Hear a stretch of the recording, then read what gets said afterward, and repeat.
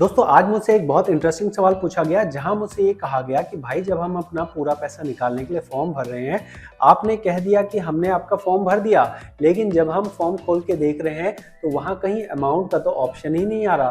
तो मुझे कैसे पता लगेगा कि मेरा पीएफ और पेंशन कितना आएगा। तो मैंने उन्हें ये कह दिया कि भाई रिलैक्स रहो, मैंने आपका सही फॉर्म भरा है, लेकिन यहाँ पे मैं वीडियो बना के प्रॉपर तरीके से बता रहा हूँ कि ऐसा क्यों होता है कि जब हम अपना 1910 से निकाल रहे हैं तो हमें कहीं भी पीएफ का अमाउंट नहीं लिखना होता है। नमस्कार दोस्तों, मेरा नाम है सागर, मैं हूं पीएफ कंसल्टेंट। जो सवाल आप पूछते हैं मैं उन्हीं के ऊपर आपको रियल केसेस दिखाता हूं, रियल वीडियोस बना के देता हूं। तो अगर आप इस प्रयास को अच्छा लगे आपको तो आप ज़रूर मुझे सपोर्ट करिए सब्सक्राइब करके। तो यहाँ मैंने सीधे सीधे ऑनलाइन सर्विस में जाके क्लेम फॉर्म भरा है। मैं सीधे पॉइंट पे आता हूँ, मैं आपको लॉगिन करके नहीं दिखा रहा हूँ, जहाँ मेन प्रॉब्लम है मैं वहाँ आ रहा हूँ। तो यहाँ हम आए हैं, सबसे पहले मैं आपको दिखा देता हूँ अमाउंट भरने का कहाँ आता है। तो अगर हम फॉर्म नंबर 31 सेलेक्ट करेंगे तो यहाँ पे देखेंगे तो यहाँ लिखा आ रहा है कि आपको कितना एडवांस चाहिए, वो आप यहाँ पे अमाउंट भरिए। ठीक है, इतनी बात क्लियर है। तो ये कहोगे आप भाई ये तो हमें पता है, ये बताओ कि 19 वाले जब हम सिलेक्ट कर रहे हैं, जब हम फॉर्म नंबर 19 सेलेक्ट कर रहे हैं तो यहाँ अमाउंट का क्यों नहीं आ रहा। हम यहाँ पे अमाउंट नहीं भरेंगे तो कैसे डिसाइड होगा कि हमें कितना चाहिए। तो दोस्त मैं आपको ये समझा दूँ कि यहाँ पे ऐसा नहीं है कि आपका, जैसे आप बैंक में देखते हो कि 40,000 रुपये है तो 40,000 रुपये आप भर देते हो, वैसा सिस्टम यहाँ पे नहीं है। पीएफ के अंदर क्या होता है, पीएफ एक तरह से बॉस की तरह काम करता है।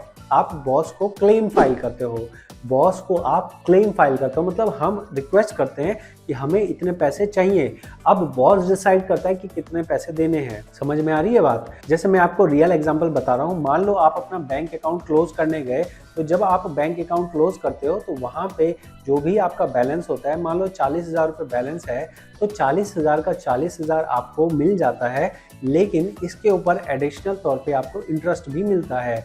तो जब आपका बैंक क्लोज किया जा रहा होता है तो उस टाइम पे बैंक मैनेजर आपके सामने ही बैठ के सिस्टम में जब क्लोज वाला बटन दबाता है, जब क्लोज वाला बटन दबाएगा तब सिस्टम उस दिन तक का इंटरेस्ट कैलकुलेट करता है, तब जाके आपका अमाउंट डिसाइड होता है कि कितना अमाउंट आपको मिलेगा। कुछ वही हिसाब होता है पीएफ के साथ में। जब आप अपना फाइनल सेटलमेंट के लिए जाते हैं तो पीएफ ऑफिस सिस्टम पे अपना चेक करता है। उसे क्या क्या चेक करना होता है मैं बता देता हूँ। देखिए यहाँ पे दो कंपोनेंट है, पीएफ और पेंशन। दोनों चीज़ें हम यहाँ डिटेल में समझेंगे, बहुत ध्यान से आपको समझाऊंगा, ध्यान से समझिएगा। जो पीएफ का अमाउंट होता है ना, पीएफ में सबसे बड़ी प्रॉब्लम ये होती है कि यहाँ पे इंटरेस्ट वाली जो बात है ना, इंटरेस्ट मान लो कि 1 साल क्लोज हो गया तो उसका इंटरेस्ट जो है ना अगस्त में या सितंबर में या फिर अक्टूबर नवंबर तक भी मिलता है। मतलब साल खत्म होने के 8-9 महीने बाद भी जाके इंटरेस्ट मिलता है। लेकिन अगर इस बीच में आप फाइनल सेटलमेंट करने के लिए चले गए तो आपको ऐसा नहीं है कि इंटरेस्ट नहीं दिया जाएगा। जिस दिन आप अप्लाई करते हो उस दिन तक का आपको इंटरेस्ट दिया जाता है। तो आपको अमाउंट भरने के लिए इसलिए नहीं कहा जाता क्योंकि जब वहाँ पे फाइनल करेंगे, जब वो फाइनल का बटन प्रेस करेंगे तो उस सेकंड में पता लगेगा कि आपको कितना इंटरेस्ट बनता होगा। यहाँ पे ऐसा कोई फॉर्मूला नहीं है जिससे आप एग्जैक्टली जान सको कि अगर मेरा पीएफ का अमाउंट इतना है तो उस पे क्लोजिंग के टाइम पे इंटरेस्ट कितना मिलेगा। ये आप नॉर्मल तौर पे ना तो आप कैलकुलेट कर सकते हो, ना ही पीएफ अधिकारी कैलकुलेट कर सकता है, और ना ही पीएफ का सिस्टम इतना एडवांस हो गया है कि जब वो पर्सन क्लिक कर रहा है उस टाइम पे क्लिक पे दिखा दे कि आपका इतना अमाउंट बन रहा है। तो यहाँ पे यही बोला गया है कि आप अप्लाई कीजिए, अप्लाई करने के बाद जितना भी आपका पीएफ होगा वो हम सारा पीएफ आपको दे देंगे। इस वजह से यहाँ पे अमाउंट नहीं लिखा रहता है। लेकिन रुकिए, एक और ज़रूरी चीज़ है जो मैं आपको बताना चाहूँगा, जो कि बहुत ज़्यादा मुश्किल है समझना आपके लिए। यहाँ आप देख रहे हो कि एक पीएफ वाला अमाउंट है, इसके साथ में ही जब आप फॉर्म 10C खोलोगे तो यहाँ पे 10C का भी अमाउंट आपको दिखेगा। यहाँ पे क्योंकि हम पैसा ऑलरेडी निकाल चुके हैं इसलिए यहाँ पे फॉर्म खुल नहीं रहा है, लेकिन जब हम 10C सेलेक्ट करते हैं तो भी कुछ इसी तरह का खुलता है। तो पहली चीज़ तो है कि वहाँ 15G भरने की ज़रूरत नहीं होती है, लेकिन मेन पॉइंट ये नहीं है। मेन पॉइंट ये है बताने का कि जो पेंशन का अमाउंट है वो आपका, जैसे पीएफ का अमाउंट सर्टेन होता है, पीएफ का अमाउंट 100% श्योर होता है कि इतना आपको मिलना ही मिलना है, लेकिन पेंशन का अमाउंट श्योर नहीं होता है कि आपको कितना मिलेगा।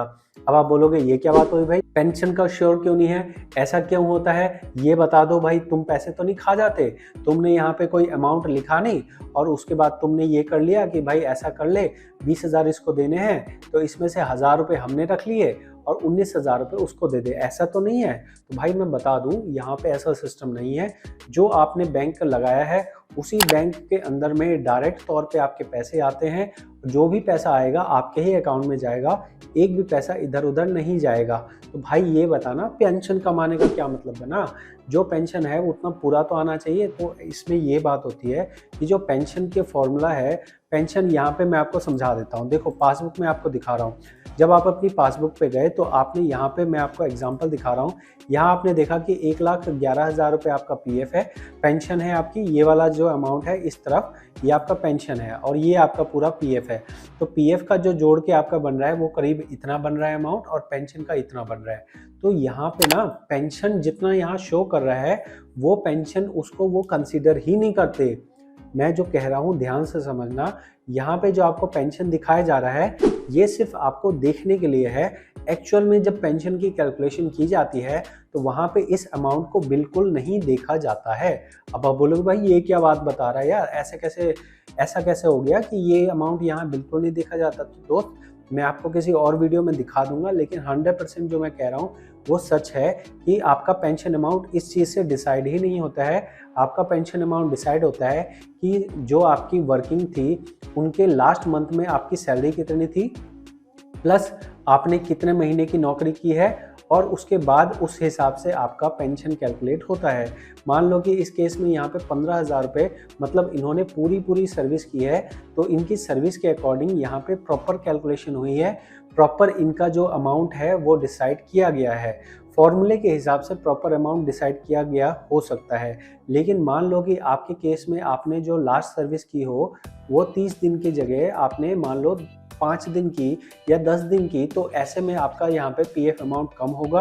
और जब पीएफ अमाउंट कम होता है तो पीएफ अधिकारी सही तरीके से कैलकुलेट नहीं करते हैं और सही तरीके से कैलकुलेट ना करने की वजह से वो आपके पेंशन के अमाउंट कम दे सकते हैं।